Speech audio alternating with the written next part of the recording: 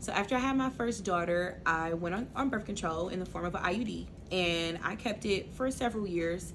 And throughout that time, I had a white male doctor, and I felt like because I wasn't showing symptoms or showing signs or anything like that, he felt no need to check the state of my IUD or the state of my uterus or anything along those lines.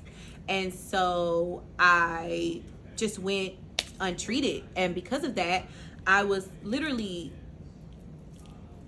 on my way to having cervical cancer. Like, I switched OBs and I found a black woman. Shout out to Dr. Ebony. And she immediately, my first visit, she immediately was like, we need to test you. We need to figure out what's going on. And a couple weeks later, like literally on my birthday, she told me, like, you are on the verge of having cervical cancer, but you do not have it yet. Like, I caught it, but I'm going to have to take some of you with me. And so I had to get like, I want to say like 47% of my cervix cut off. Yeah. And to avoid having that cancer, to avoid having to endure that cancer that probably wouldn't have been there anyway, had someone else taken the care that my doctor took prior to that, you know? And so just not being able to avoid certain things as a black woman because you don't have a voice that people hear.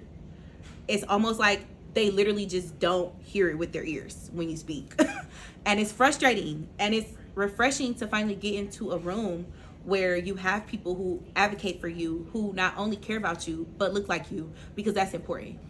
So after my surgery, I kind of put the past behind me, and me and my husband were just kind of enjoying life, enjoying our first daughter. And surprisingly, we got pregnant like 5 months after our wedding day. Go figure. And literally, I was shocked for weeks. For weeks, I was shocked. I didn't believe it.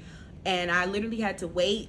I want to say like 3 weeks until my first appointment. And just to hear a heartbeat was like astonishing. And like, even throughout my whole pregnancy, I was like having little exerts of anxiety, thinking like something was going to happen. She's not going to hold. I'm going to have a miscarriage because I only have a cervix that's this big. And just so many doubts and so many worries. And Divine stayed in my belly for 39 weeks and 3 days. Sis made it all the way to the end.